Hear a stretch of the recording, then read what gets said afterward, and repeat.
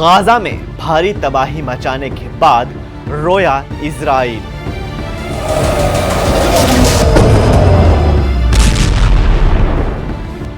Iran ने Israel को दिखाई उसकी असली तस्वीर।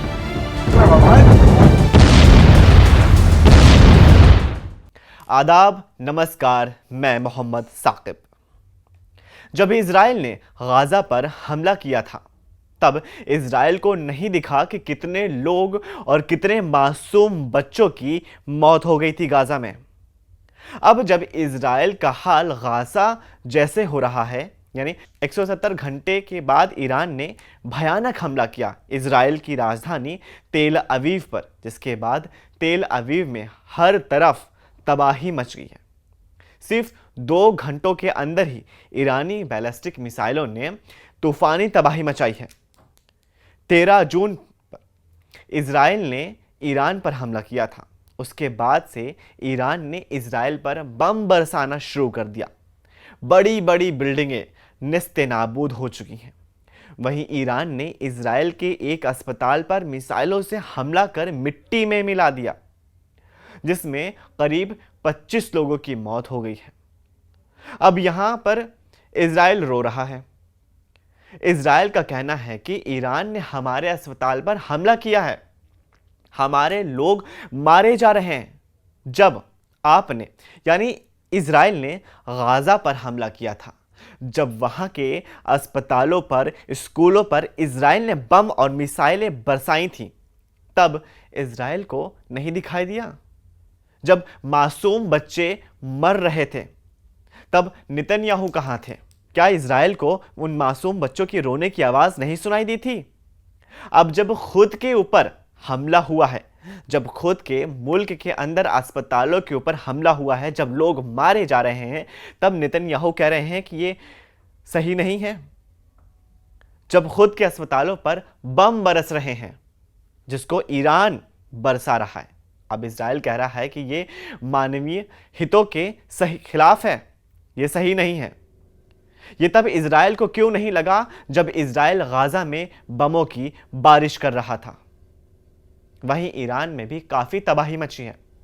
21वीं सदी की सबसे खतरनाक आग अब केवल 2 मुल्कों तक सीमित नहीं रह गई है, बल्कि इसमें शामिल हो चुकी है वो ताकतें जो दुनिया का भविष्य यानी फ्यूचर तय करती है। अमेरिका, रूस और चीन। जी हां, इजराइल और ईरान की लड़ाई में अब अमेरिका, रूस और चीन भी एंट्री ले चुका है। अमेरिका चुप नहीं बैठा। अमेरिका इजराइल का सबसे करीबी साथी है। अमेरिका इजराइल को हथियार सप्लाई करता है। अमेरिका इजराइल के साथ हमेशा से खड़ा रहा है। वहीं रूस हमेशा से ईरान के साथ रहा है। ईरान पर किसी ने जंग की धमकी दी है तो रूस ईरान के साथ साथ दिखाई दिया है। और चीन और अमेरिका के आपस में बनती नहीं है, तो चीन भी ईरान के साथ खड़ा दिखाई दे रहा है। रूस ने ईरान को मिसाइल डिस्टेंशन सिस्टम दिए हैं। मॉस्को ने अमेरिका को चेतावनी दी है कि आप अपनी सीमा पार ना करें। रूस और ईरान ने संयुक्त सैन्य अभ्यास कर चुके हैं और चीन मैदान में गोली के सहारे नहीं बल्कि अर्थव्यवस्था के जरिए कूदता है। चीन ने इजराइल के तेल और चिप आयात पर रोक लगाने की धमकी दी है। अब ईरान और रूस के बीच क्या रिश्ता है, इसके बारे में भी हम बात करते हैं। दोनों मुल्कों ने एक दूसरे को कब कब सपोर्ट किया, इसके बारे में हम बात करेंगे। 2022 से शुरू हुए रूस और यूक्रेन युद्ध में ईरान ने रूस को शाहीद आत्मघाती ड्रोन और मिसाइल टेक्नोलॉजी दी थी। इसके बदले में रूस ने ईरान को अत्याधुनिक हथियार, प्राणी और रडार और सैटेलाइट एक्सेस दिया है। रूस और ईरान ने संयुक्त सैन्य अभ्यास किए और दोनों मुल्क अब एक दूसरे को हथियार निर्माण में साथ दे रहे हैं। दोनों मुल्क अमेरिका और यूरोप मुल्कों के विरोधी माने जाते हैं। रूस ने अक्सर संयुक्त राष्ट्र में ईरान के खिलाफ प्रस्तावों को वीटो किया है। ईरान ने रूस की नाटो के खिलाफ नीति का भी समर्थन किया। पैच। ईरान ने रूस की नाटो के खिलाफ नीति का समर्थन किया है, खासकर यूक्रेन की जंग में। दोनों मुल्क OPEC प्लस का हिस्सा हैं। वो मिलकर तेल उत्पादन नीतियों को तय करने की कोशिश करते हैं। ईरान के ऊपर लगे वेस्टर्न कंट्री के बैन की वजह से रूस ने उसे तेल निर्यात में मदद दी है और अपने चैनलों के जरिए व्यापार शुरू किया है।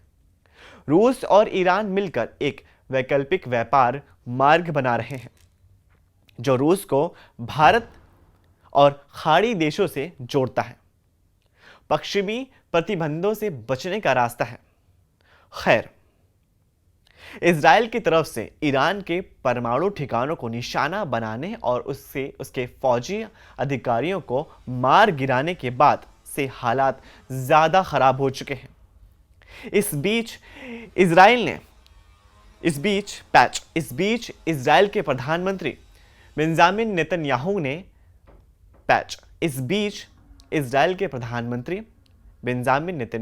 और अमेरिका के राष्ट्रपति डोनाल्ड ट्रंप ने अलग अलग मौके पर दावा किया है कि उन्हें ईरान के सुप्रीम लीडर अयतुल्ला अली खामेनी के ठिकानों की बिल्कुल सही जानकारी है। दूसरी तरफ अमेरिका ने भी कहा है कि डोनाल्ड ट्रंप ईरान को लेकर कोई भी फैसला अगले 2 हफ्तों में कर सकते हैं। ईरान और इजराइल के बीच जारी जंग को 1 सप्ताह हो गया है। हर बीतते दिन के साथ दोनों पुराने दुश्मनों के बीच जंग और तेज होती जा रही है। वहीं ईरान ने इजराइल के खिलाफ अपने हमले तेज कर दिए हैं। ईरानी मिसाइलों ने देर रात इजरायली अस्पताल को निशाना बनाया। इसके जवाब में इजराइल ने जुमेरात को ईरान के परमाणु ठिकानों पर बमबारी की। ईरान के ताज़ा हमलों में कम से कम 240 यानी 240 लोग घायल हुए हैं, जिनमें से 4 लोग ज़्यादा गंभीर रूप से घायल हैं। वहीं ईरान के सुप्रीम लीडर अली खामेनी ने कहा कि दुश्मन की हिम्मत हो तो परमाणु ठिकानों पर हमला करके दिखाए। वहीं रूस के राष्ट्रपति पुतिन ने दुनिया को बताया कि इजराइल के हमले में ईरान के परमाणु ठिकानों का कोई नुकसान नहीं पहुंचा है। वहीं इस जंग में इजराइल के हमले नाकाम साबित हो रहे हैं, जिसकी वजह से ट्रंप ईरान पर हमला करने को लेकर 10 बार सोच रहे हैं। उन्हें यकीन नहीं हो रहा है कि वो ईरान के फोर्डो पर हमला कर पाएंगे या नहीं कर पाएंगे, जो पहाड़ों के बीच जमीन के नीचे सैकड़ों मीटर नीचे मौजूद है। अमेरिका को भी लगता है कि वो ईरान को फोर्डो पर हमला कर नहीं पाएगा। वहीं नेतन्याहू ने कहा कि ईरान इजराइल के लोगों और उसके अस्पतालों पर हमला कर रहा है, लेकिन जब इजराइल ने गाज़ा के लोगों को मारा था और गाज़ा के अस्पतालों और स्कूलों पर हमला किया था, तब किसी ने नहीं पूछा कि इजराइल ऐसा क्यों कर रहा है। ईरानी हमले से तिलमिलाए इजरायली रक्षा मंत्री ने कहा कि ईरान के सुप्रीम लीडर मॉडर्न हिटलर हैं। इजराइल ने ईरान पर तिलमिलाकर हमला कर दिया। वहीं अमेरिका ने भूमध्य सागर में अपनी जंगी जहाज़ों की तैनाती शुरू कर दी है। ईरान के जोरदार पलटवार से भड़के प्रेसिडेंट ट्रंप ने अमेरिकी नौसेना के 3 जंगी बेड़े युद्ध में उतार दिए हैं।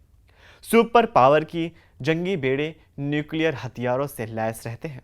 उधर इजराइल ने ईरान के न्यूक्लियर सेंटर को 60 जंगी जेट के हमले से एक बार फिर दहला दिया है। इजराइल ने इराक में ईरान के पेट्रोलियम प्रोडक्शन प्लांट पर बमबारी की है। वहीं प्रेसिडेंट पुतिन ने ईरान पर बड़े एहसान का ऐलान कर दिया है। अब इस जंग में किसकी जीत हो सकती है, इजराइल की या ईरान की?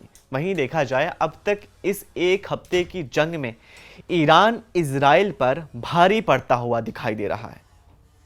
ईरान लगातार इजराइल पर मिसाइलों की यानी बैलिस्टिक मिसाइलों से लगातार बारिशें कर रहा है, जिसमें इजराइल की राजधानी तेल अवीव का गाजा जैसे हाल हो गया है। खैर, आने वाले वक्त में क्या होगा ये वक्त ही बताएगा। इस वीडियो को ज़्यादा से ज़्यादा अपने फैमिली ग्रुप, दोस्तों के व्हाट्सएप ग्रुप में शेयर कीजिए और इस वीडियो को पूरा देखने के बाद इसमें अपनी कमेंट्स में अपनी राय शेयर कीजिए। हम फिर मिलेंगे, तब तक के लिए शुक्रिया।